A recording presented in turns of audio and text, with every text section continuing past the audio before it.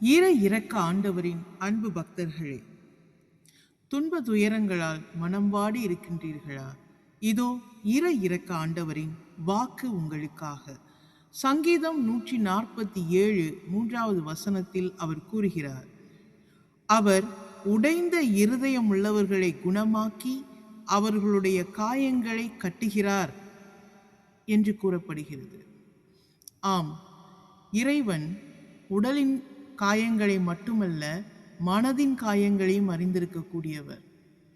நாம் சுமக்கும் துயரம், வேதனை, ஏமாற்றம், தனிமை ஆகிய அனைத்தையும் அவர் அறிந்து குணமாக்க வல்லவர். அவருடைய அன்பில் நம்பிக்கை வைத்து அவரை நாடி தேடுகிறவர்களுக்கு அவர் எல்லா விதமான நலன்களையும் குணங்களையும் அளிக்க காத்திருக்கின்றார். இதோ இன்றைய நாளில் கூட அவர் உங்களுக்கு புதிய வாழ்க்கையையும் புதிய நம்பிக்கையையும் நிச்சயமாக கொடுப்பார். ஆகவே உடைந்த இதயமுள்ளவர்களே, நீங்கள் குணமாவதற்கு இறைவனை நாடி தேடி இன்றே அவரிடம் உங்களுடைய துயரங்களை ஒப்படைத்து விடுங்கள். அனைத்தையும் குணமாக்கி உங்களை நல்வழிப்படுத்த ஆண்டவர் இன்றைக்கே இறங்கி வருகின்றார். ஆமேன். இறை இரக்கம் போற்றி.